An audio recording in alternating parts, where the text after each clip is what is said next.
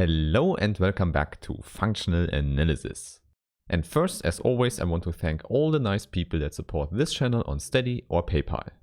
Today's part 31 is still about spectral theory. In particular, we will talk about the so-called spectral radius. For this, first please recall that we work in a complex Banach space X and with a bounded linear operator T. There we have already discussed that the spectrum of the operator T is a subset of the complex numbers. Indeed, we have shown it's a closed set. And as usual, we denote the spectrum with sigma of T. Now the spectral radius just measures how far the spectrum is away from zero. And this is what we denote by R of T. So by definition, simply the supremum of the absolute values. So you see, we can immediately define this number here. And in this video we will show that this is indeed always a finite number. More concretely, the spectrum is not the empty set and also a bounded set. Okay, now let's formulate it and then prove it. So we have a theorem with the same assumptions as before. Most importantly, we have a bounded linear operator from X to X. Then our first statement is that the spectrum of T as a subset of the complex numbers is a compact set. Please recall, in the last video we have already shown that it is a closed set. Therefore the new thing here is that the set is also bounded. Then our next statement here is that the spectrum is never empty. However, this is not completely true because there is one case where this can happen. It happens when you choose the smallest possible vector space. So when the whole vector space is only the zero vector, then there is only one linear map T. And it is always invertible, therefore the spectrum needs to be empty.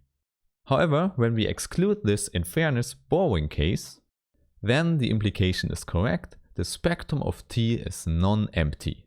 Okay, then the last part C is about the spectral radius. As I already told you, the spectral radius R of T is given by the supremum, where we go through all the points lambda in the spectrum and we look at the absolute value. Now one important result here is that instead of calculating a supremum, we can look at a limit. And there we take the operator norm of the powers of T. Then outside of the norm we take the kth root again. One additional result is that this sequence is monotonically decreasing, so the limit is equal to the infimum. However, most importantly, we get the result that the whole spectral radius is bounded by the operator norm of T. Therefore, please always remember the spectral radius can never be bigger than the operator norm. And this is now something we can immediately prove. For this, let's use the properties we used in the last video.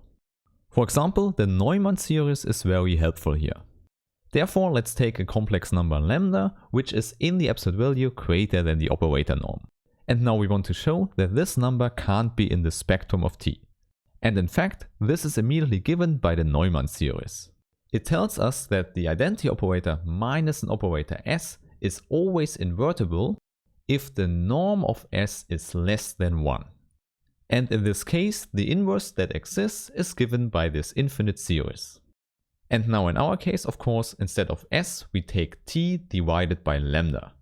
By assumption, this operator here has operator norm less than 1. And now you should see it's a very short way from this to T minus lambda. We just have to multiply this with minus 1 over lambda. In the end, we get a very nice expression for T minus lambda inverse. Of course, the important result is this inverse exists as a bounded linear operator. Moreover, I would say you should also remember this formula here that holds for lambda that are large enough. Okay, now we conclude this lambda here is not in the spectrum, therefore this supremum here is indeed less or equal than the operator norm of T. In addition, this implies that the spectrum of T is bounded. And I already told you, we know from the last video that the set is closed, therefore we have proven A. Additionally, you see that one part of C is also already proven. However, now I want to skip the other parts of C and concentrate on B. Because there we can also use immediately some facts from the last video. So here we can do a proof by contraposition, so let's assume that the spectrum of T is the empty set.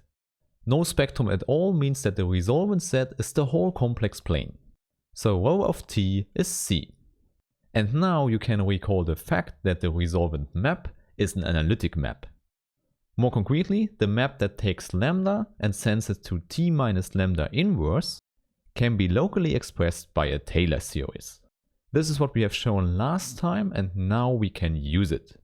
Okay, since you know a lot of functional analysis at this point, it shouldn't be a problem for you when we now use the dual space of Bx. This space of bounded linear operators is a Banach space, therefore it has a well-defined dual space, which I always denote with the prime. Therefore this L is now a linear functional defined on the operators. And of course now I want to apply the L to this operator here. Now you see we get a nice map FL from the resolvent set into C, because the linear functional L maps into the complex numbers. Also by assumption we know the resolvent set is given by the whole complex plane. So what we have here is a very nice analytic function. An alternative name for this is the notion holomorphic. Therefore now at this point you can use everything you know from complex analysis. Indeed, what we get is that FL is a bounded entire function. Here the term entire is not so complicated. It simply means analytic together with the domain C. So the entire complex plane is the domain. And that the function is bounded we can easily show now. Of course, there we just have to look what happens for large lambda values. And here for us it turns out that 2 times the operator norm of t is already large enough. Because for these lambdas we can simply use our equation star from above. More concretely, let's take FL of lambda in the absolute value. Then by definition this is less or equal than the operator norm of L times the operator norm of t minus lambda inverse. And exactly for this norm we can use our Neumann series here. This means that this is less or equal where we have 1 over the absolute value of lambda in front, and then comes the infinite sum of the operator norm of t divided by lambda to the power k. And now by assumption we know this operator here has an operator norm which is less or equal than 1/2. So what remains here is just a geometric series you can calculate. More concretely, the value is less or equal than 2. And because we can also estimate this one here, we have our bound. The absolute value of our function FL lambda is simply less or equal than the operator norm of L divided by the operator norm of t. Okay, so this tells us that FL is indeed a bounded entire function. And now from complex analysis we can apply Liouville's theorem. It tells us that a bounded entire function needs to be a constant function. And please note here, this fact holds no matter which linear functional L we choose.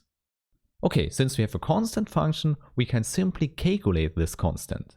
We can simply put in 1 point into the function.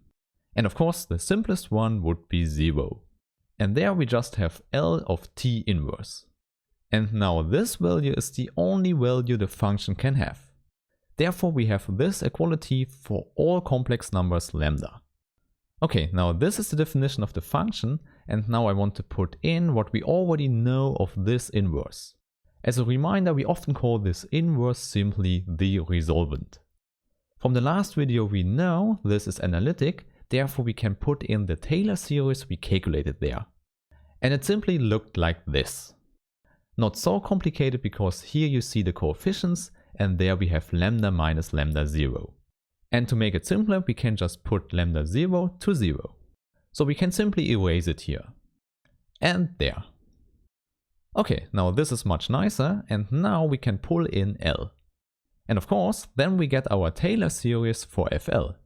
So you see coefficients here and lambda to the power k here. Okay, maybe still a little bit complicated, but remember we know the function is constant. Therefore all the coefficients after the term k is equal to 0 will vanish. Therefore, for example, the term that corresponds to k is equal to 1 is 0. So this means L of t to the power minus 2 is 0. And again, as a reminder, this fact holds now for all linear functionals. And now every time you see something like this, you should immediately think of the Hahn-Banach theorem. And in the case you don't remember it, look at part 25 again. It tells us that if we put in the same point into all functionals and the result is always 0, then the point has to be 0 as well. So for us, this means this operator is the 0 operator. However, it's an inverse, therefore this shouldn't happen at all.